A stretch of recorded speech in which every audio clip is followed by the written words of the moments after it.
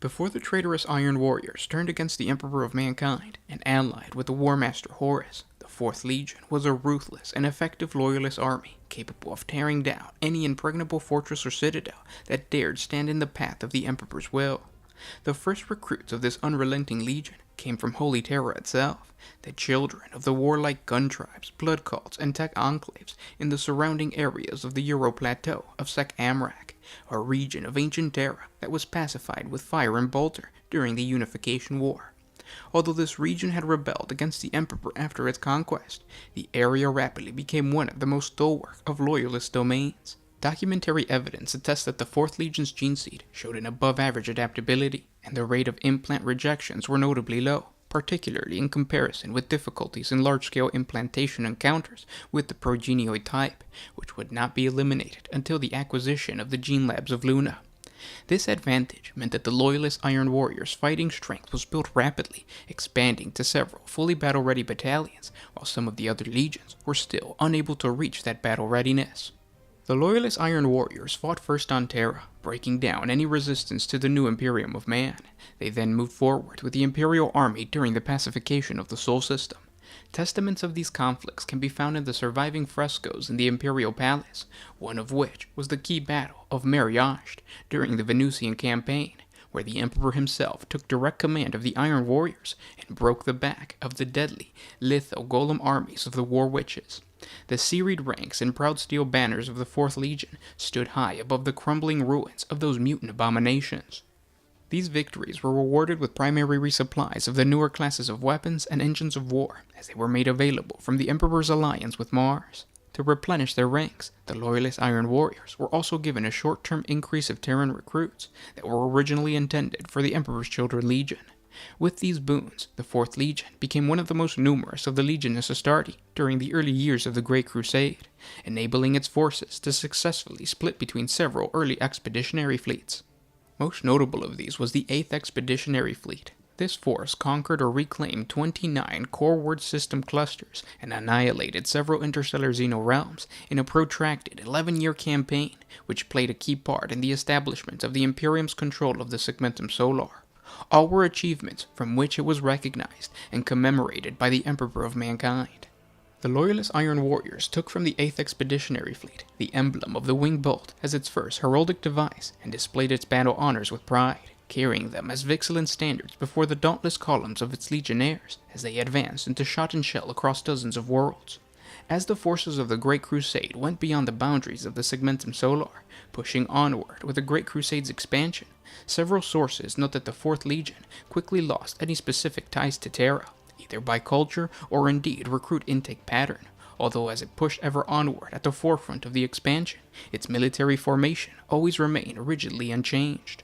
The 4th Legion's bloody-minded tactical stubbornness came to bear during the Imperial Compliance Campaign on the Forge World of Encaldion in a grueling year-long action. Although victory was eventually achieved, the operation would see the near annihilation of the 8th Expeditionary Fleet's frontline forces in what was arguably a needlessly costly fashion. During this battle, the Legion refused to withdraw from the field after the initial assault unraveled in the face of unprecedented and unexpected counterattacks. They fought on regardless, adhering to the battle plans already in tatters. Nearly 29,000 of their numbers fell in a single engagement before enemy forces were worn down by bloody attrition, including many of the Legion's most veteran units, making this battle one of the most costly of its age. However, the Legion's method of warfare was astonishing. Regardless of circumstance or enemy, the Loyalist Iron Warriors were able to overcome any obstacle or difficulty they faced, applying force of arms alone rather than cunning stratagems or bloody-handed heroics. These combined factors set them out as being increasingly different from many of their brother legions, as by this period of the Great Crusade, most Space Marine legions were now divergent from the basic Terran pattern set as a template during the first muster. This pragmatic yet effective warfare labeled them as unimaginative, robotic, and even honorless fighters in the minds of certain other Space Marine legions. Conversely, to some within the Great Crusade's high command, these traits were positive factors, making the 4th Legion arguably more reliable in deployment than most of the other esoteric legions, and more ready to meet command from outside their own legion without any complaint. Because of this, the Loyalist Iron Warriors were increasingly used to fight in glorious but vital campaigns of backbreaking attrition and drawn-out bloodshed, and they became in short a workhorse legion, relied upon both for their martial power and their reliability in following orders to the letter. The Iron Warriors followed a simple method of warfare. They commenced every battle with a sustained artillery bombardment, utilizing every weapon at their disposal. The basis of this was a complex fire plan, in which every weapon was directed with the utmost care at the optimum target for maximum effect. Whenever possible, the Iron Warriors would coordinate with the Titan legions to add to their own considerable firepower.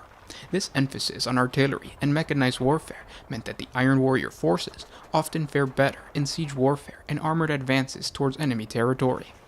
Whenever possible, field fortifications were used. Iron Warrior doctrines included extensive use of fortifications to occupy the maximum number of opponents while using the absolute minimum number of troops. This in turn kept the bulk of the Iron Warrior Marines fresh and available for assaults, and allowed them to achieve superiority elsewhere. When the Iron Warrior forces launched a planetary assault, they always began with an intense orbital bombardment, which would pressure the enemy into surrender without a single Iron Warrior having to land on the surface. They fought repeatedly in thankless sieges and protracted suppression campaigns, which demonstrated the might of the Legion of Astartes to secure victory, but which carried little renown. They also undertook the garrisoning of worlds too dangerous for any but Space Marines to hold.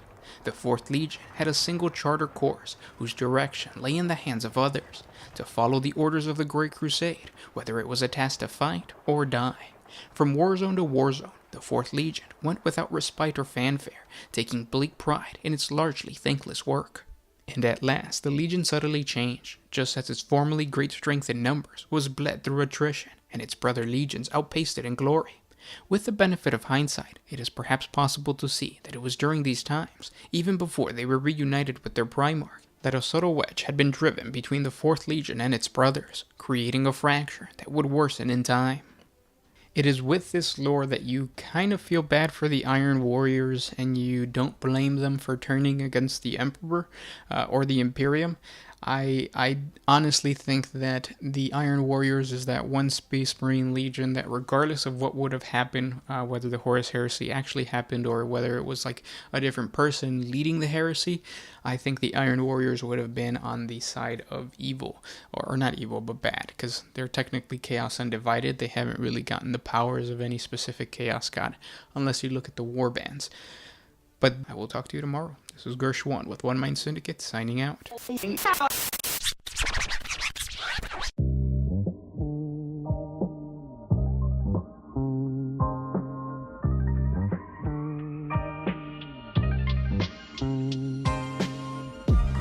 what if you took my freedom?